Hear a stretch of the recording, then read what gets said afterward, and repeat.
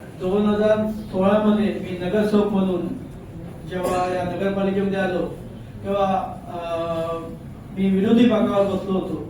त्यावेळी नारायण राणे साहेबांनी आम्हाला 7 नगरसेवक जेव्हा निवडून दिले आपल्या सावंतवाडीतील मतदारांनी, त्यामुळे त्यांच्यानी 50 लाखाचा निधी आम्हाला सर्वप्रथम इथे दिला होता आणि तो निधी आम्ही सावंतवाडी शहरामध्ये 8 प्रभाग होते। 8 प्रभागामध्ये आम्ही व्यवस्थितरित्या काम केलं आणि त्यामुळे लोकांमध्ये आमचं चांगलं मतामध्ये आमची तेव्हा हे झाली की हे नगरसेवक काम करतायत।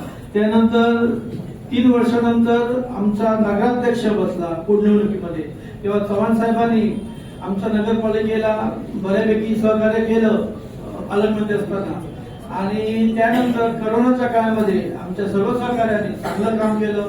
तसेच जेव्हा जेव्हा माझ्या प्रभागातील जी कामं मी नगरपालिकेमध्ये घेऊन आलो त्या स्टाफने मला एवढं सहकार्य चांगलं केलं, त्यामुळे आज मला लोकांमधून चांगलं मतदान झालं आणि चांगल्या प्रकारे निवडून आलो।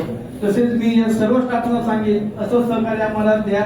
5 वर्षामध्ये सावंतवाडी शहरातील आपण चांगलं शहर आणि चांगलं विकसित शहर असं करूया। आम्ही तुम्हाला पत्रकाराच्या माध्यमातून मी सावंतवाडी शहरातील लोकांना सांगू इच्छितो की प्रदेशाध्यक्ष चव्हाण साहेब, तसेच आमचे पालकमंत्री नितेशजी राणे साहेब आणि आमचे खासदार नारायण राणे साहेब यांच्या माध्यमातून चांगला निधी आम्ही सावंतवाडी शहरातून आणण्याचा प्रयत्न करू आणि सावंतवाडी शहराचं चांगल्या प्रकारे असं विकसित शहर असं करण्यासाठी आम्ही प्रयत्न करू। भारतीय जनता पार्टीतर्फे मी तुम्हाला हेच सांगू इच्छितो। जय हिंद, जय महाराष्ट्र।